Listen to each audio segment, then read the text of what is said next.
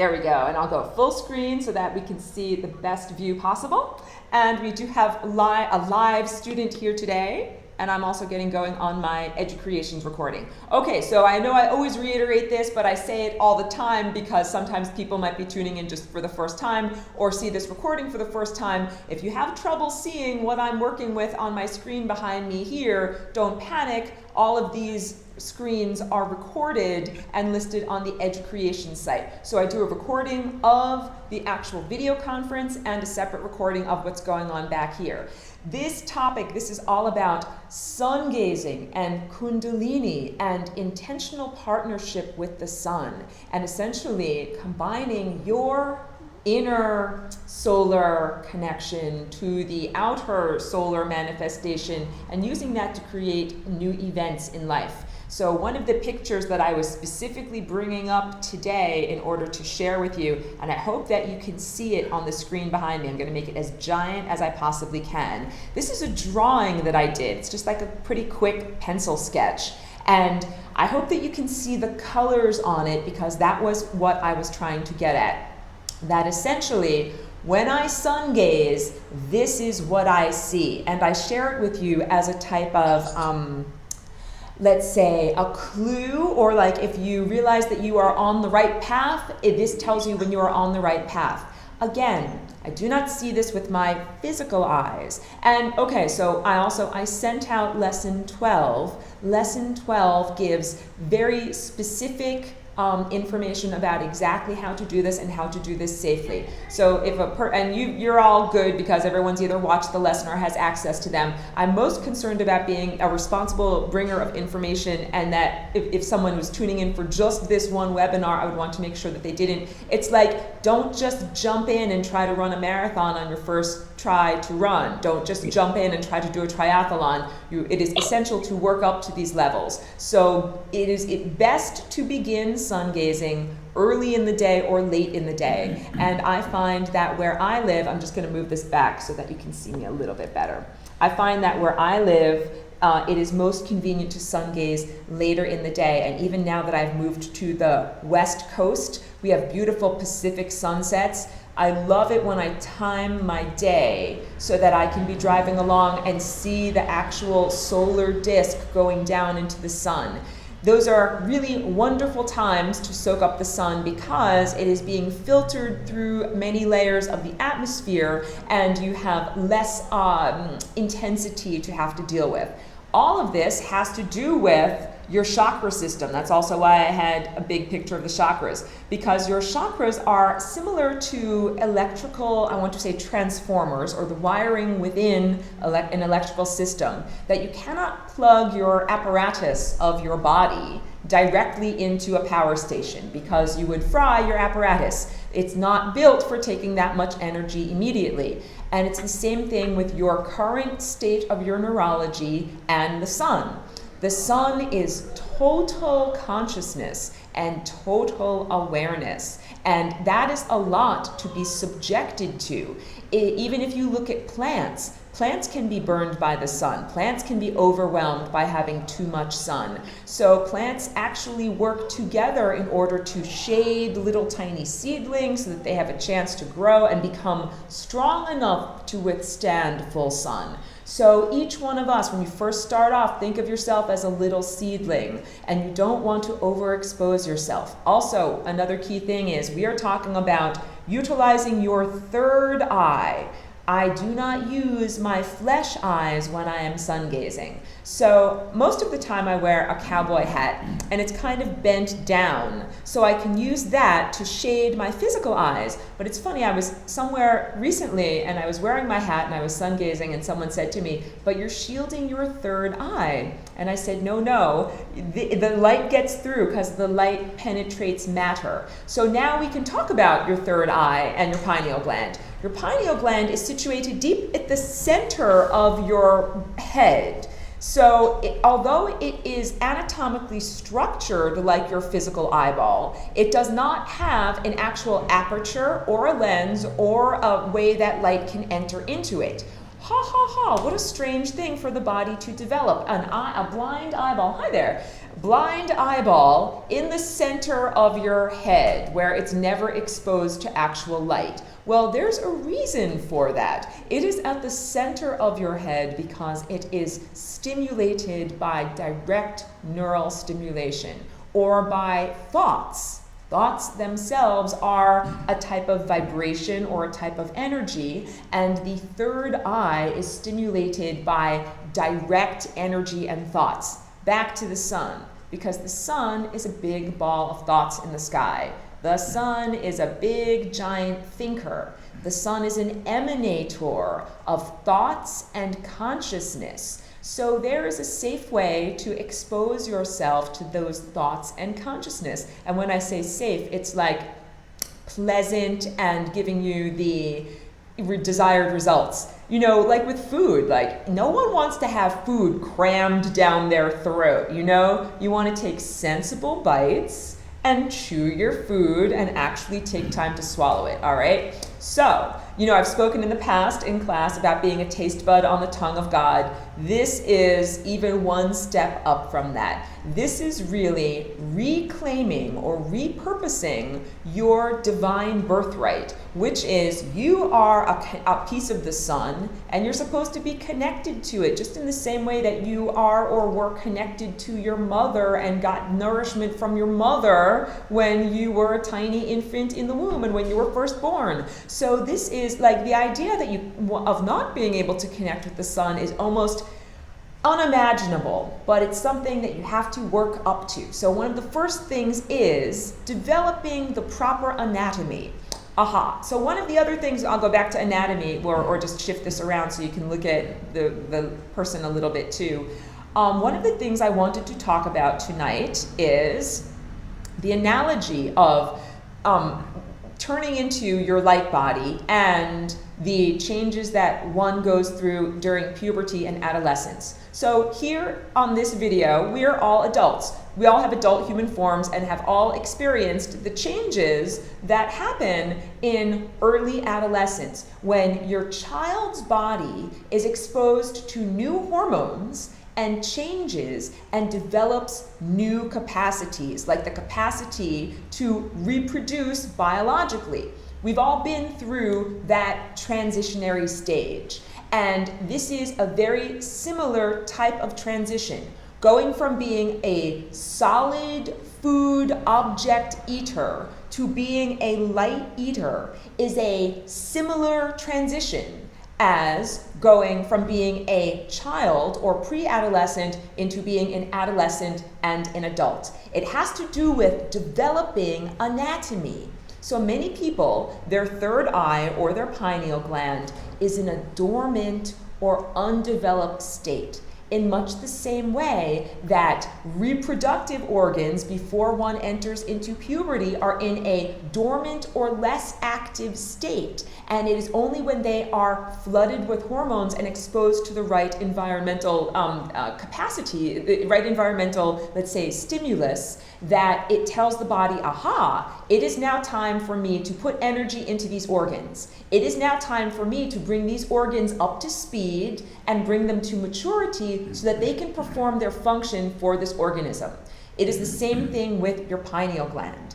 Before you can sun gaze, this aperture, this inner organ, has to be developed and brought up to speed. So one of the first things is, I know I've spoken about this in previous lessons, the importance of meditation and developing that firm foundation of unconditional love, because it is through meditating that you build your inner consciousness, or another way of thinking about it is accreting light. To accrete means to accumulate, almost in the same way that magnets attract iron filings or that stars gravitationally attract together into galactic disks. It's kind of like saying to accrete is to be a force of nature and draw to you other aspects or particles. So you are light. And you accrete light to your light body by drawing it to you. And this is what meditation is, the active practice of accreting light. Light is like money in the bank. In order to use your third eye, you have to have unconditional love. You have to have money in the bank, literally currency. Currency in the human realm is moolah. It is what you can use to buy something at a store in a capitalistic transaction. It is also what flows through the wires of your household and powers all of your electrical appliances. Currency. So it means flow of energy. And in order to utilize your third eye, you have to have enough flow of energy. This is an important thing to remember because I have had times in my life when I didn't have enough energy to utilize my third eye. Even though it was in a well-developed state and I had utilized it in the past, I didn't have the money in my quote-unquote energetic bank account to use that aperture.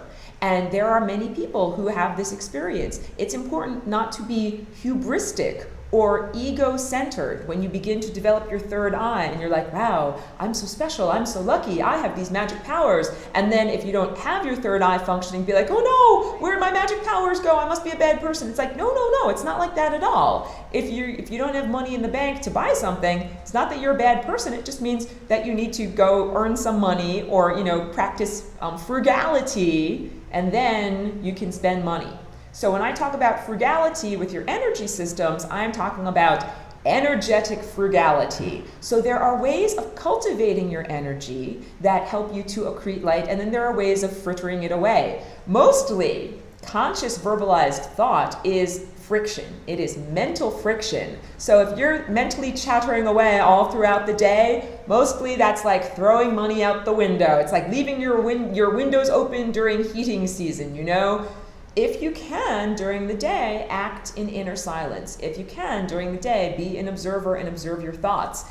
And also sit in meditation. And that's also analogous to, like, if you want to lose weight, you can go to the gym and you can work out. That's like meditating. And you can also do isometric exercises during the day and use the stairs instead of the elevator and, walk extra steps and go for a walk around the block after dinner. Like, there's all sorts of ways that you can work it into your daily experience. And eventually, you live in a meditative state. Eventually, we will all find much less need for these cumbersome, mouth-flapping words, and we will be able to connect much more directly to each other and also find a lot less value in the constant internal verbalization.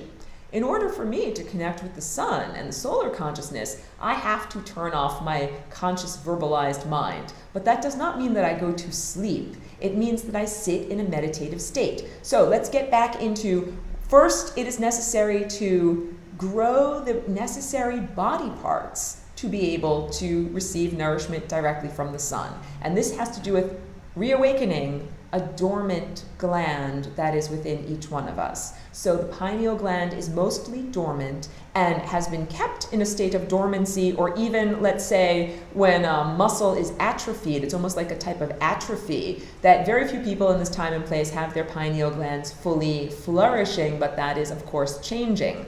And it's also like having a small business. If you ever have tried to start your own business, whatever, even if it's simple, like making pies, you're going to need equipment. You're going to need a pie pan. You're going to need materials. You're going to need blueberries or flour or whatever.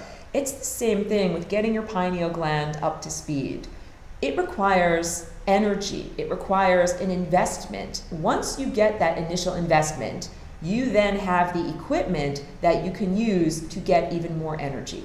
Once you get your pineal gland functioning, you can then tune in directly to the sun, and that's like getting paid. Really, it is like getting a direct amount of money into your energetic bank account immediately. So, on a beautiful sunny day when I'm able to go outside and connect my pineal gland to the sun and connect my inner eye and the tiny sun and the solar consciousness within me to the external solar consciousness, when I'm able to do that, it can be like 20 minutes or even 15 minutes. I feel absolutely energized. Like I just got a huge amount of, I got an energetic paycheck in my bank account. So it is a very worthwhile activity. There's a lot of other things that happen when you begin sun gazing or ingesting energy directly from the sun.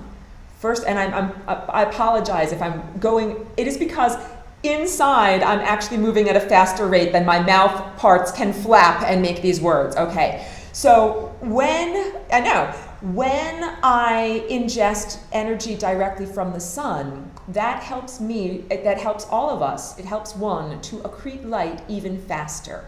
So that initial startup cost of getting your pie business off the ground, you get paid that fast and twice as much. And then if you go back the next day and you do it again, you get paid twice as much. But of course, remember, not every day is an optimum day for sun gazing. And some days you might sleep late, or some days you might have to be cooking dinner or whatever. And I tell everyone to really be kind to yourself.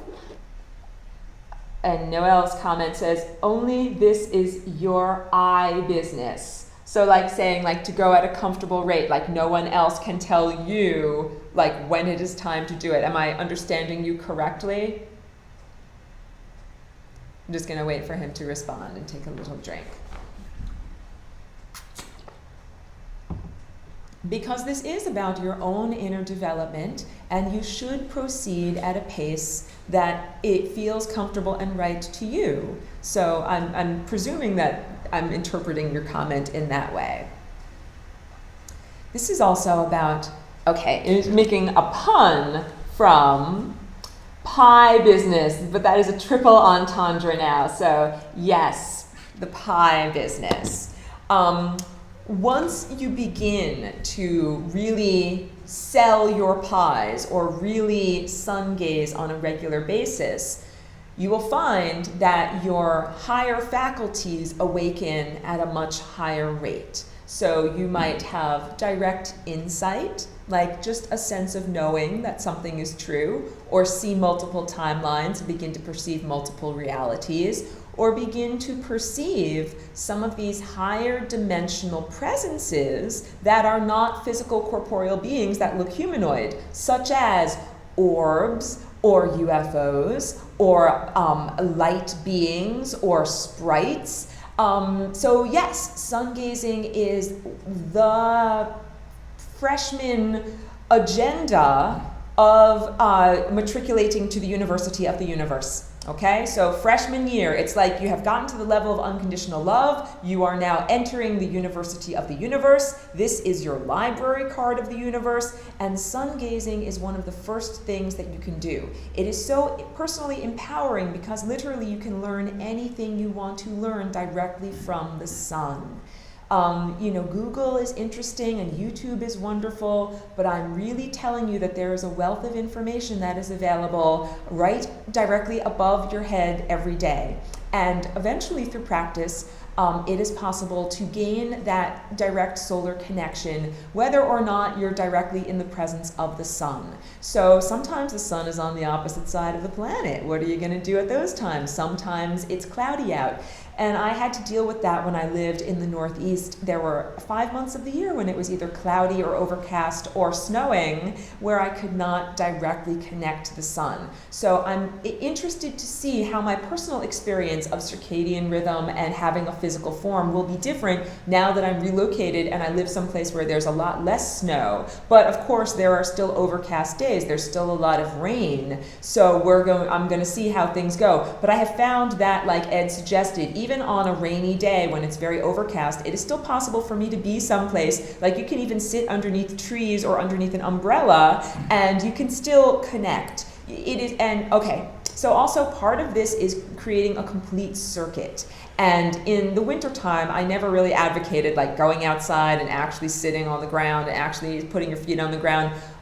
All of this should be pleasant and comfortable. I was telling Mike earlier today about the Pleiadian world, which is really based on wonderful comforts and pleasures and sensuality. And I really advocate, like, just the same way that I do my physical exercises. You know, when I exercise at the gym, I'm not like, wow, you have to do it till it hurts and then that's how you get good benefit. Really not. Same thing with practicing my piano. I don't believe that you have to suffer in order to gain. I think that you can really approach almost everything in life as something that is joyful and comfortable. So sun gazing should be in that same same light. It should be like artwork or music or any expression of joy, not something that you have to do. And it should be something that's done comfortably, which I also think is the same thing with yoga. Like, many people force themselves into certain poses thinking that that is the way to achieve higher consciousness, when really yoga is about body cultivation and working with what you've got and being very loving and gentle. So on that note of being like on the note of self-acceptance, Crystal was a member of this class in previous semesters, and she recommended to me that I pass along her experience of sun gazing with her eyelids fully closed. So I know I have that mentioned in the recorded lesson, lesson 12, but in case it's not, in case it doesn't register, it is possible to sun gaze with your flesh eyelids fully closed and still get all of the wonderful benefits, because, you know, the membrane of your eyes still lets in some small amount of light into your physical eye, and we are really all about aligning the non-physical structure with the sun. And I also brought up this drawing behind us here so that I could tell you what it looks like when my third eye is on target, what it feels like. So also, you know, as I've likened this to going through the changes of puberty and adolescence and becoming a mature adult in the physical human form, this is about becoming your mature adult form in consciousness form. And just like someone might say, like, and this is what it felt like when my body changed, and then I found I had these new capacities. I am telling you, when your body begins to change, you'll develop these new capacities. And when I can tell when I am tuned in to the solar disk, because this is what I see with my non-physical eyes. So we're talking about the difference between your flesh vision and your inner vision, or your non-flesh vision. But what I see superimposed on the reality of the physical world, and I don't think that the colors show up as vividly in this projection as I see them in my pencil drawing, but the solar disk becomes violet colored. And I see rays or emanations of timelines directly from that solar disk. And emanating from and surrounding the solar disk, I see all the colors of the rainbow. It emanates out, you know, red into blue, you know, and indigo, and then into green, and then into orange, and then finally a little bit of red around the edge. And so it's kind of like saying, like, if you're quote unquote doing it right, you'll get this. You'll get your version of this. Because what is necessary to do in order to sun gaze is to reach out the aperture, to attenuate the part of your body that reaches out from your third eye and touch the sun with it. So I've described in previous lessons how your third eye actually reaches out in the same way that your hand or an elephant's trunk can reach out and touch something, except what you are touching is consciousness, and you're touching it with your own mind or your own consciousness. And to clarify here, when I say mind, I don't mean your human mind. I don't mean your hacked operating system that is installed at the level of your yellow chakra. I'm talking about with your pure, undifferentiated mind that is your true heritage. This is also another caveat that I will get into in the advanced material.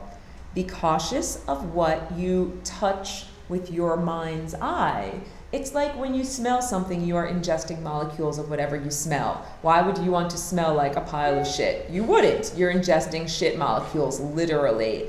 When you touch something with your third eye, it is very similar to smelling those little tiny aromatic particles. You're ingesting part of that energy. So, you know, be cautious if you're going to focus on something that is really a negative or dark topic, such as, you know, satanic rituals and abuse. Be aware that that is what you're ingesting. And I offer this caution because, you know, on Facebook, I'm scrolling through and there's all of these different things that I can click on, all these different links. And I really make a conscious choice about like, what do I want to ingest by looking at it or perceiving it with my third eye?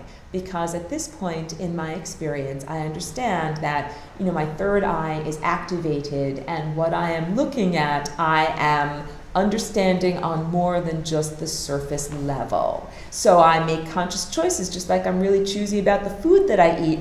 I'm really choosy about the websites that I visit, the videos that I look at, and the thoughts that I think, because I don't want to ingest the crappy propaganda particles that are being emitted through the mainstream media and a lot of the channels of untruth and misinformation and disinformation that are currently available. Like, why would I want to ingest crap? I wouldn't. Why would I want to touch it with my third eye? I wouldn't. So, I'm just not interested. But really, with your third eye, one can touch or access whatever one wishes to access. It is truly up to you. And I talk about you are the artist of your reality, and you can use this as your mental paintbrush that you get to choose what you paint with.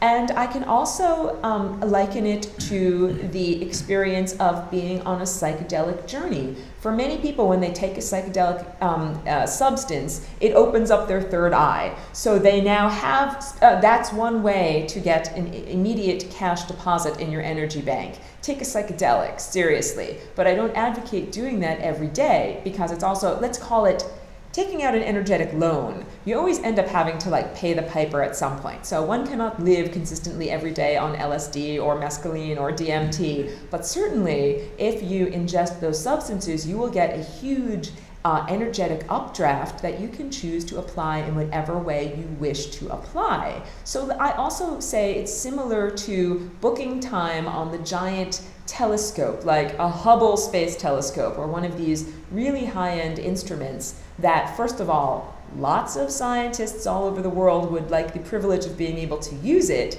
and being allowed to use it, you should choose to look at things of value. So this is like your own Hubble Space Telescope. You can use it to watch a stupid TV show on Fox Network, and you can certainly learn a lot about human culture and distortions in media and human motivations. Or you can walk outside and you can use that same time and energy and energetic currency to perceive the stars, or to perceive the sun, or to look at some aspect of the intelligence of higher consciousness being expressed through the natural world, and you can get a lot of information in that way also. And I will not tell you which thing to do, and it is really up to you how you use your third eye. When you attempt to sun gaze and you feel that you are getting there, again, when I sun gaze, my flesh eyes are usually looking several feet below the solar disk, and I'm using my inner eye to connect. Aurora, what does it look or feel like when you use your inner eye to connect? It looks and feels like this. So first of all, this is what I see on my inner movie screen, a big giant rainbow target. And it's kind of like being like, am I tuned in? Am I tuned in? Am I tuned in? There we go, I'm tuned in. I know that I'm there, I'm clicked in. And at the same time that I'm doing that, I also ground my spine to the planet that I'm currently living on. So now I'm showing you chakras. Down here, I use my lowest chakra to connect to the center of Earth. And at the same time, I'm using my upper chakra apparatus, which is this whole, I'm very sorry, I want to move that so it's bigger so you can see it. This whole apparatus at the center of your head is utilized while sun gazing. And now I can make some marks on here that you can see. This is more than just this, which is your third eye chakra. It's also this, which is your crown chakra. And this is important to note because it is really the interplay. Hello, Zach, lovely to see you. Right on. Just talking about the interplay of the brow chakra and the crown chakra while sun gazing. And those two aspects of anatomy are very important because, and I will take a moment to pause my Educreations recording and everything like that. That is really the center of consciousness, that little place of intersection right in those two chakras, and I'm going to highlight it right here. That is really your inner central sun. That's your own singularity. Going to pause this right here.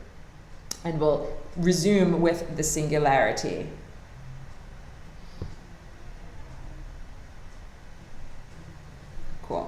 while that is going.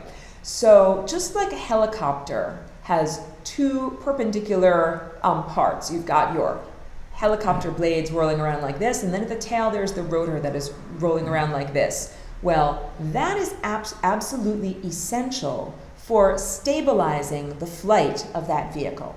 And when you are stabilizing your own flight with your chakras, and I'm just pulling up that chakra picture again here, we'll get it. When you are stabilizing your flight through time, you are stabilizing your chakras. So now, well, I have to give it one moment for it to just finish up. We're talking about stabilizing your flight through time, not necessarily the way a helicopter flies through the physical air. So what does this mean? This means that you are better able to control the flight of your consciousness on a particular timeline. So I'm getting going on my recording again here. We are talking about being able to control the flight of your consciousness on a particular timeline. So to use an example, I wish to control the flight of my consciousness onto a timeline where I am a millionaire. But you got to be careful and be very cautious about how you program the universe. So you also have to specify with a strong, healthy body and all the things that I need and the capacity to spend my millions of dollars. But we're narrowing down those timelines now, because there are plenty of timelines where you have $1 million, but ironically society has crumbled and now you can't actually spend it, or ironically whatever has happened, you can't actually enjoy it. Have to be very specific with the universe and narrow it down. So let's say we have narrowed it down to one central slender timeline that has all of the characteristics that you wish to experience. Being able to control this apparatus up here in your non-physical energy body is essential to being able to experience that timeline. This is what is called adulthood of the non-physical energy world. Zach, you just joined us. I've been making the analogy through this class of learning to eat sunlight and the changes to the light body with adolescence, being a teenager, and going through puberty, because it has everything to do with awakening the dormant gland, in this case not a reproductive organ, but the pineal gland, and learning how to use it in order to fly into adulthood. So, when one is a child, one is not in control of one's life. Mostly the parameters of one's life are set by mommy, daddy, school, or some other authority figure, and you get a tiny little bit of wiggle room, like whether or not you eat your peas or whether or not you put on your footy pajamas. Like, that's a tiny little bit of discretion in your life. You don't get to choose where you live, you don't get to choose what you study, all of that is laid out before you. That is very similar to how most flesh adult humans live, okay? You might have a physical body that is the adult form of your physical body, but most humans are not in control of their existence. Their existence is largely dictated to them by the agendas of a government that is not really run by humans or with human interests at mind, or genetic heritages that are acting through them, often unconsciously, or the agendas of others around them that are being projected onto them. But most people are not in control of their lives, and this is why many people are in either compromised careers or compromised relationships or compromised living situations. Like, if you don't like snow and you don't get to be free and move to where it's not snowy, then you are living in a compromised situation. And that's because in many ways, I'm sorry, I just got distracted looking out the window because I can tell there's perfect viewing conditions for a rainbow.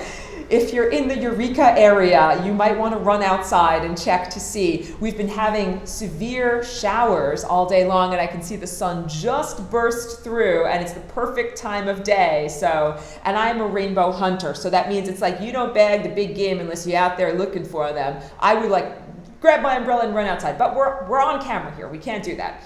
Okay, rewinding.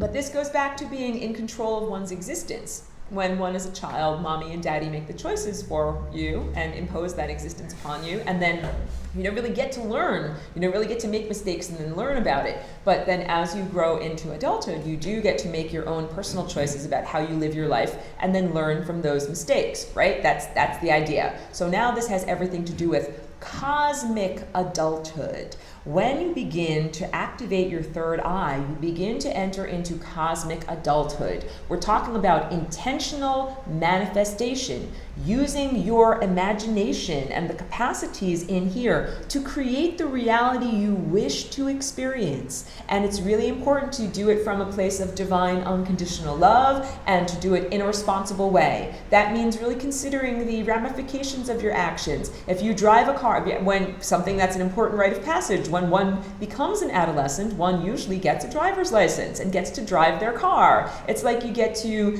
choose, in a larger sense, where your physical body is, because now you have a car and you can get places. This is very similar to your Merkaba.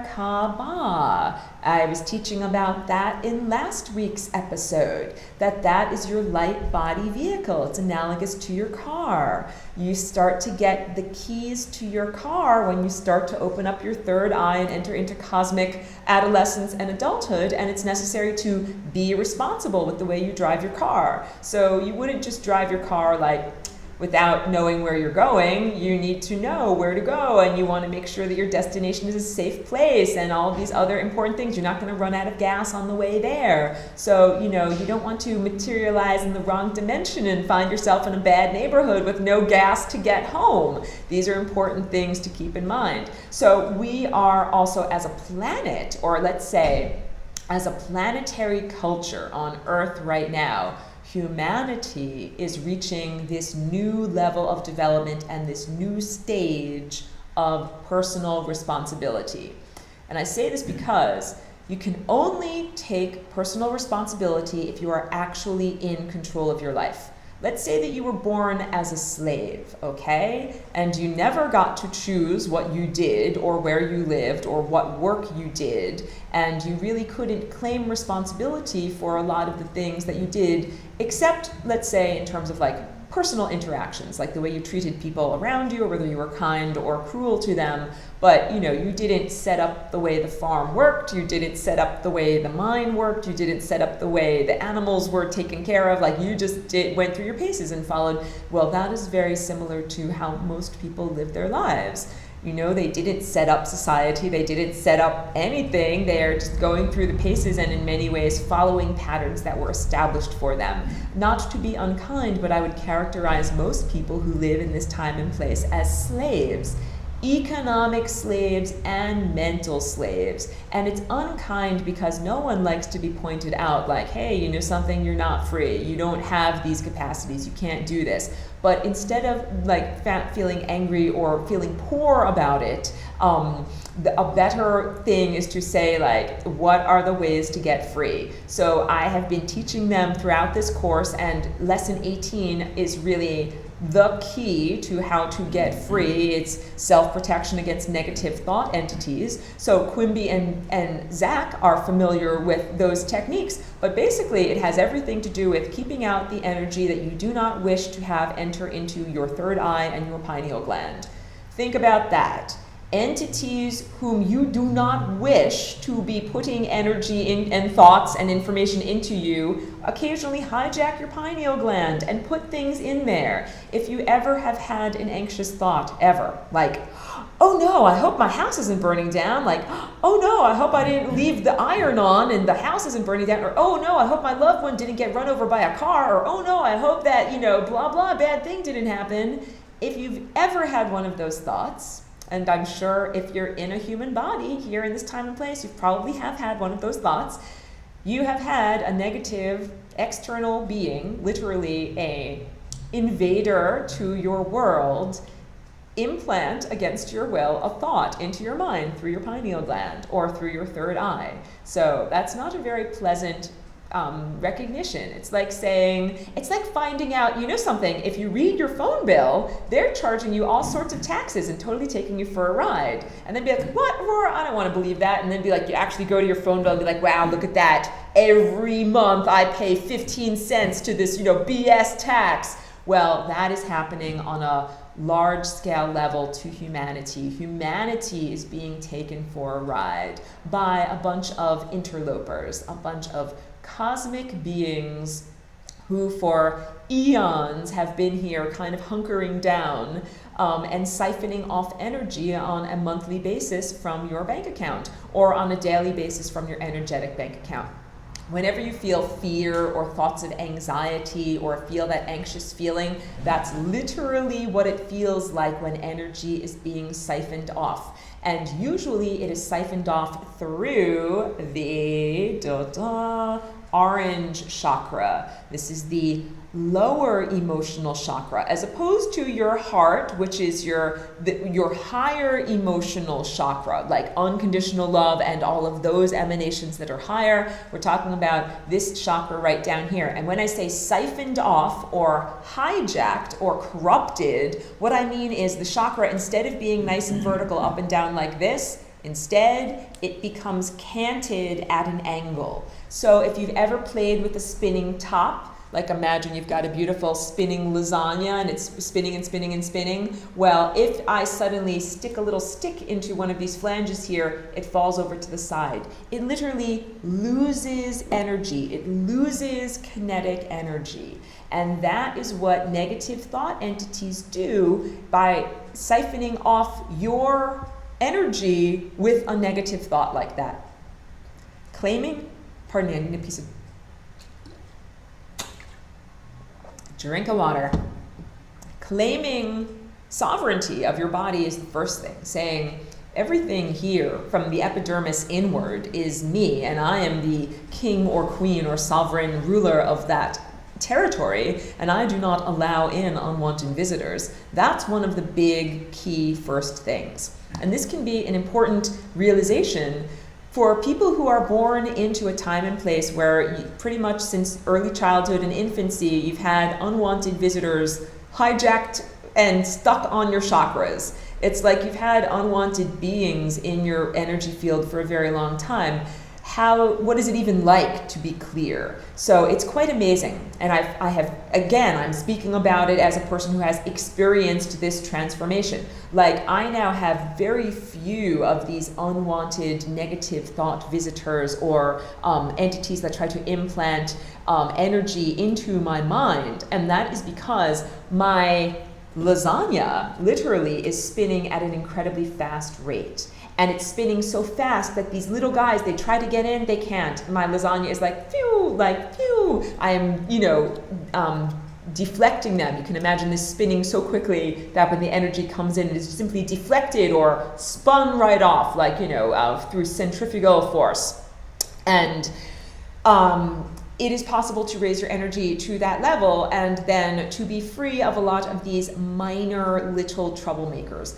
I still face battle with major, more large troublemakers. This is the constant, you're always walking up a hill. It's a hierarchy. It's an energetic hierarchy of consciousness. So, and it's also like weightlifting at the gym. I have long ago mastered lifting the 2-pound weight, and now I lift a 12-pound weight. And if I only lifted a 2-pound weight, it would not be very challenging to my 12-pound muscle capacity. So this also has to do with becoming a cosmic adult. It's easy to pick on little kids. Come on, it's easy to pick on kindergartners. That's why I also classify and categorize these, negative, lower vibrational entities as bullies, like schoolyard bullies.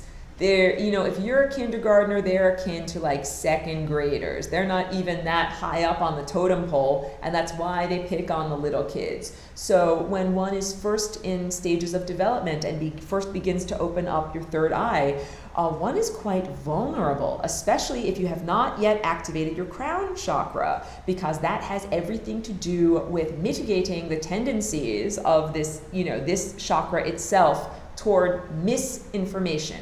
So here's the issue. You have this chakra, this beautiful indigo chakra, which is like a lens in front of your face. And you use it to look at the world. It is your system of interpretation, literally. You use it to look at and understand the world. But this chakra on your top of your head, your violet chakra, really turns your face. I see a rainbow right out there. Mike is my witness. It's right out the window. Oh, how wonderful. I'm so happy that I can see it. Thank you very much. Awesome. Yes. So being connected to your crown chakra and to the source actually tells you which direction to look and what information you should be looking at. It's like saying this: if I just drop you down into the library of the universe and be like, go to it, read whatever you want.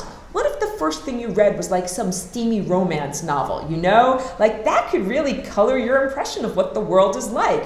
And then you'd have to do a lot of research to find out, well, what is the world really like? Like maybe that's not the best first impression to make. Maybe in order to really understand the world, you don't just need to look and have a library card, you also need to have a guide, a librarian who can tell you, hey, look over here, hey, look over here, and to give you an understanding of the significance of what you are perceiving and what you are being given. So I now bring this all back, and I do a bit of erasing on my screen. I now bring this all back around to the solar consciousness. And when you are sun gazing, oh, I thought I was going to bring up a picture. I forgot I had my other screen up before. But I'll draw a picture of the sun as a little stand-in so I don't have to get all of my, go through all of my photos. Here is the sun. When you are looking at the sun, you are looking at higher consciousness.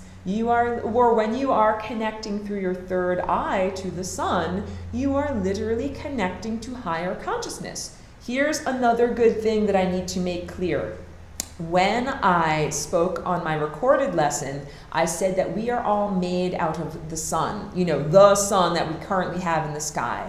But actually, if I were really being accurate, I would say that the molecules of your body are made from other stars that have already lived and died like a long time ago. So we are actually accumulations of molecules from many stars, and we are currently being affected by the consciousness of this star, which is like the current star, the current incarnation.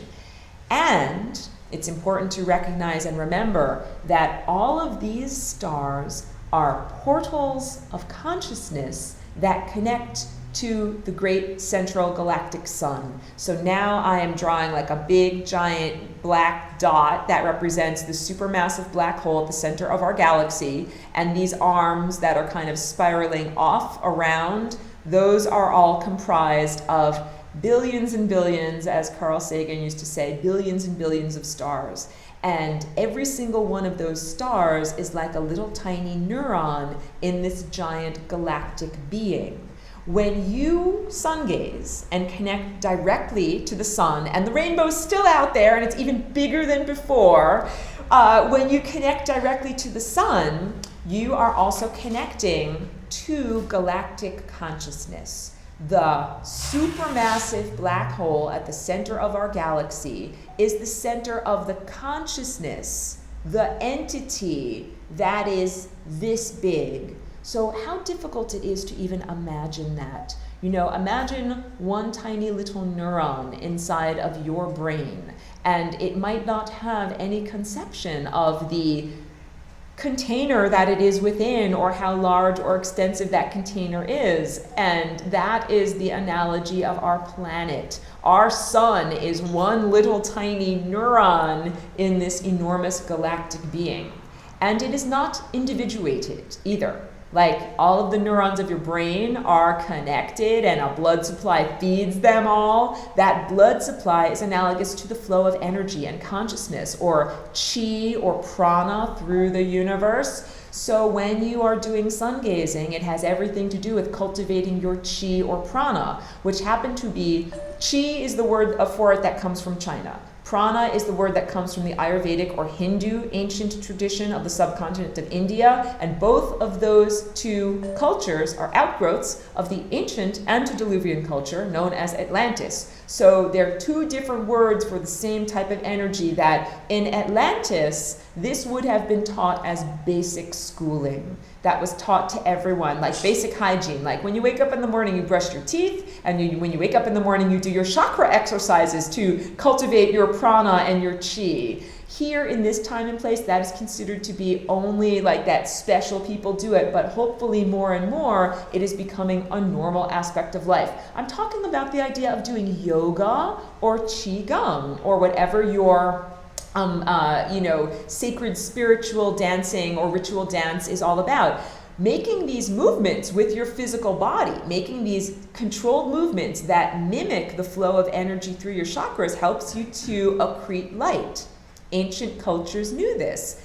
Evidence of what they knew still exists in, the outgrowths that we have in our present culture, and soon this will be taught in formal training of young people in the same way that we teach them, here's how you read and write, here's how you are potty trained, here's how you brush your teeth, here's how you care for your chakras. Back to solar consciousness is an outgrowth and a divine connection to the great galactic central sun and that central deity. And we exist as individuated, encapsulated consciousnesses. So we experience like a very hard-edged definition. Here's where one being ends, and here's where the next being begins. And we even spend a great deal of time in our early childhood development and early adolescence saying, this is who I am and this is who I'm not. I act like this, I talk like this, I walk like this, I dress like this, kind of establishing who you are and who you're not. Things are different on the cosmic and the galactic level, because what if you understand that at the very same time that you are running the program of I am this being here, you're also connected to a much larger network that is running a much larger program.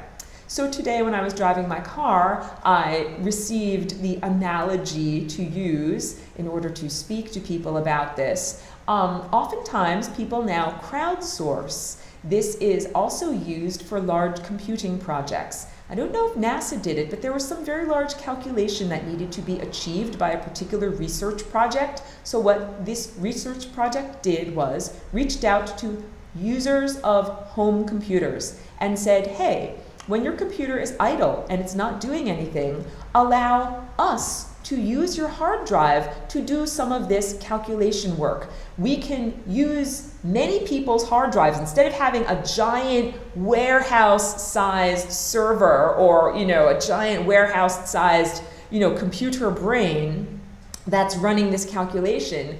We can use individual computers linked up like a daisy chain in order to do this calculation. And this is what solar consciousness can be like. That it is a star, first of all, which is such an enormous magnitude of consciousness, can be one aspect of a much larger network program that is running. So when you begin to be connected on that level, you don't make the same distinction or delineation or separateness between this thing and the larger thing that it's connected to, especially when we get into the holographic nature of the thing and the thing that it's connected to. Holographic meaning when you take a tiny sliver of the thing, it turns out to be, it contains the whole. It contains everything. So if I created a 7-layer rainbow cake and I cut it just right, that sliver would have all 7 layers within it. And then if I cut that just right, I would have all 7 layers within it. This is what we're talking about. The sun and every star is a portal of consciousness. It's a sliver of cake. It's not the whole cake, but it is directly connected to and is a good representation of the cake of the universe, the whole divine cake. So all of this has to do with where do you get your ideas from? Where do you get your thoughts and your energy from? I also was thinking of this today in preparation for class. It was, the rainbow's back, rainbow's still there. It was the quote that, quote, there's nothing new under the sun.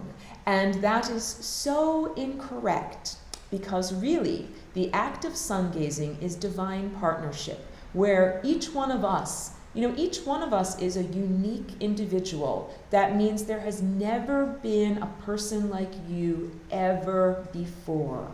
That's a pretty amazing thing when you really recognize the significance of that. You are completely new and unique. And when you sun gaze, when you connect with the solar deity and the divine consciousness at the center of the universe, that is a completely new experience. It's like two musicians who have never jammed before finally getting into the same room together and playing music together. And amazing things can happen. It is not true that there is nothing new under the sun. There are amazing new things to be created and understood, and this is really where it comes from. We ingest ideas from the sun. We ingest possibilities from the sun. So, you know, in the recorded lesson of lesson 12, I tell you exactly how I perform sun gazing, and I've also got 2 recorded YouTube meditations that are my actual face on screen performing these movements. But here in class, I'll tell you that the way that I do it, usually where I live now, I'm telling you I get the best sun gazing later in the day and can usually arrange my day so that I'm someplace where I know I can get the sun. And I take time to sit. I do take off my shoes and put my feet on the ground. You're making a complete electrical circuit from the earth to you, and from you to the sun, and then from the sun back to you, and you back to the earth. And if it's too cold out, that's okay. You don't have to do that. It's raining outside today. I didn't do it by, you know, actually sitting in the rain. Again, being happy, safe, and comfortable in the way that you do this. Don't do it while driving. Literally, don't sun gaze while driving. And there have been some times when I've been like, I'm driving along, you know, like some coastal highway and the sun is going down. I'm like, oh, it's perfect sun gazing times. You know, if you need to, like, pull off. And even for a moment, you can do it and you can connect with it. I've also done it while like dashing through an airport, trying to get from one connecting flight to another, like, because you know the airports have those big giant windows, and it was actually very early in the day and the sunlight was slanting through just perfectly. You know, think about like how long it takes to do something simple like get a drink of water or, you know, use the bathroom. Even that little amount of time sun gazing can be like getting a full meal. And I've been at restaurants with friends where like some people don't like to sit in the sun and the sun is in their eyes, and I'm like, I will switch places with you and I will so happily sit in your place and get the sun in me. And so even a few minutes is very valuable. Connecting to the ground is optional, not mandatory. When I do it, and of course when I do it in public, I don't, you know, make a spectacle, I'm socially appropriate, but I inhale. So really, drinking or eating sunlight has everything to do with inhaling that chi or prana or higher consciousness energy. So again, it is not a lackadaisical lying around in the sun, even though I do that too. I love to put on my bikini and lay out in the sun and just be relaxed. But I don't do that when I sun gaze. When I sun gaze, I usually sit with erect posture because I am lining up my spine and all the chakras of my spine. Kundalini is a word that I've used several times in class. I'm sorry I haven't defined it yet. It is the Hindu or Sanskrit word from that, you know, ancient tradition for energy that spirals up the spine. And people talk about having a spontaneous Kundalini rising. This means that they have cultivated their energy and accreted enough light to be able to actually get the energy to raise all the way up to their brow and crown chakra. This has everything to do with like it is essential to do this in a wise way. Like I've been teaching you, cultivate unconditional love and do it in that way. You don't want to plug directly into the universe and blow out all your circuits, which is what can happen when some people have a spontaneous raising of their kundalini and sometimes when they are unprepared energetically for the results. So again, happy, safe, and comfortable and working in a comfortable way, not trying to start out by lifting a 1,000-pound weight. Start out by lifting a moderate amount of weight. So sun gazing early in the day and late in the day, connecting to the ground because grounding is essential for getting rid of excess energy. In the same exact way that your house is wired so that it's got, you know, left, right, and ground. You gotta have excess energy, have a place to go. And that is the real, grounding is a safety procedure, and it's necessary when you're doing a lot of work with the higher psychic faculties. So I know I've only got 1 more minute left on the recording for here, but I'll keep going with what we'll have question and answer. We'll talk about different things. But I want to wrap it up for anyone who's accessing this, that when you are in the actual act, so it is not like a relaxed, flopped over kind of sitting in the sun. You are erect, you are facing the sun, you are also pressing your tongue to the roof of your mouth in order to create a complete circuit. Again, this is about the electrical and pranic or chi circuit in your body, and connecting to the sun with this. Okay, I have to press. There we go. Save lesson. Because I don't want to give you half a recipe. I want to give you all